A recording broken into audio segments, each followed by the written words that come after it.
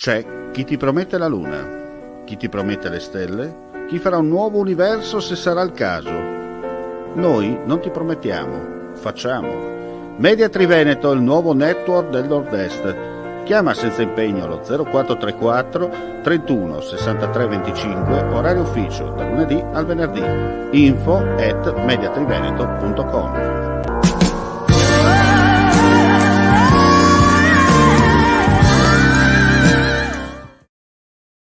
Ben ritrovati gentili amici e amiche alla visione all'ascolto per quanto riguarda questo spazio informativo su friulitv.net. Miracolato militare americano dopo un volo di 50 metri giù dal viadotto autostradale a Palse lungo la A28. Il 24enne stava percorrendo l'autostrada in direzione Conegliano quando ha perso il controllo dell'auto finendo sulla cuspide del guardrail. Come fosse una sorta di rampa di lancio, la barriera ha proiettato la vettura in aria, l'auto è precipitata giù nella scarpata erbosa sfondando una rete di recinzione e atterrando sul tettuccio in via Molinata, che è una strada che scorre proprio a fianco l'autostrada, all'interno, pensate, di un'azienda agricola. Per fortuna, come detto, il militare ha riportato soltanto lievi ferite. Economia, progetti legati alla promozione del turismo e degli interscambi culturali, un'ipotesi di gemellaggio tra Udine e una città bulgara. Di questi argomenti ha parlato stamattina il sindaco di Udine Pietro Fontanini con Tania Dimitrova, console generale della Repubblica di Bulgaria a Milano, nel suo ufficio a Palazzo d'Aronco.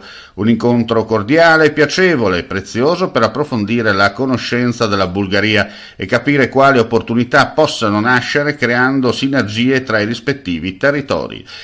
Lunedì prossimo alle 17:30 la Camera di Commercio Pordenone Udine organizza in Sala Valduga Udine un incontro dibattito che ha l'obiettivo di aprire una riflessione sul momento che stiamo vivendo con un particolare focus sull'economia.